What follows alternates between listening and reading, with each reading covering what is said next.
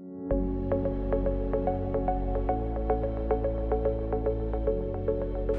Architectural Woodwork Institute was founded in 1953 in Chicago, Illinois, and the keynote speaker at their 4th annual meeting was Frank Lloyd Wright. Frank Lloyd Wright, as you all know, was a very big supporter of wood and the architectural woodwork community.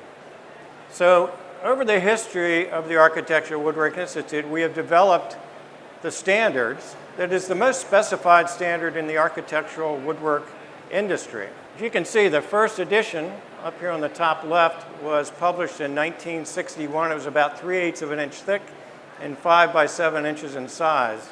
The latest edition is over 600 pages in length, and it's about 8.5 by 11. So what in the world is in this book?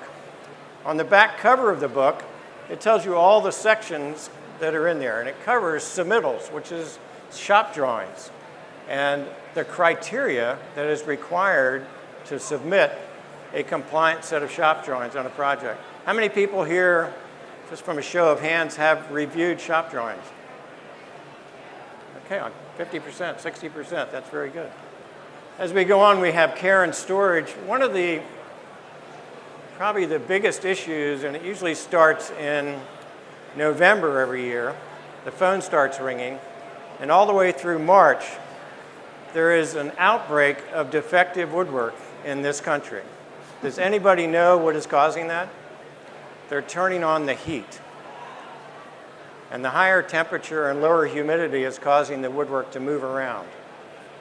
So if it's not designed correctly for that movement, there could be a lot of problems with it. Obviously, as we go, we have sheet products, factory finishing, millwork, and all the way up to Section 10, which is casework, which is probably the most specified section. 80% of the architectural woodwork specified in the United States is casework. So Mike, let me ask you a question. Sure. What is your most challenging issue with specifications from design professionals? My biggest challenge is when a specification does not exactly align with the details in a set of drawings. A lot of the specifications that we receive is kind of generic, and they haven't pared that specification down to really align with the details that they're drawing in our set of drawings. So we have to go through the RFI process and try to get to what really is required. If you're specifying 4 or 5 different types of core and 4 or 5 different types of materials, we don't want to guess. We want to be able to understand exactly what you're specifying. So that's probably our biggest concern, is the alignment of spec to what's been actually detailed in a set of architecture drawings. So Mike, what is to you architectural woodwork? So architectural woodwork to me is the monumental side of woodworking.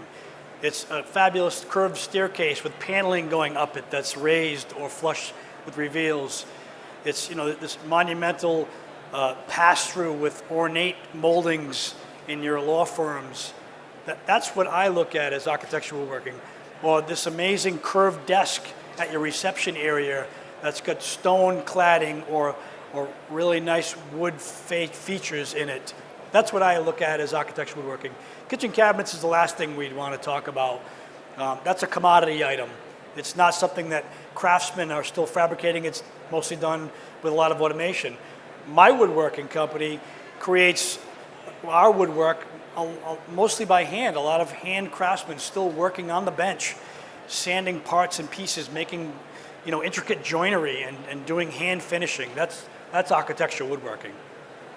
This picture here that we see is the cover of our Design Solutions magazine. This is a picture of the Presidential Library for George Washington. George Washington, for whatever reason, never had a presidential library all these years, and yet he does have quite a collection of rare books and writings that are now housed in this facility, and it's a pretty incredible facility. And I've had the pleasure of being involved in this project, and it is featured, as I said, in the Design Solutions, which you can access the digital version online at our website.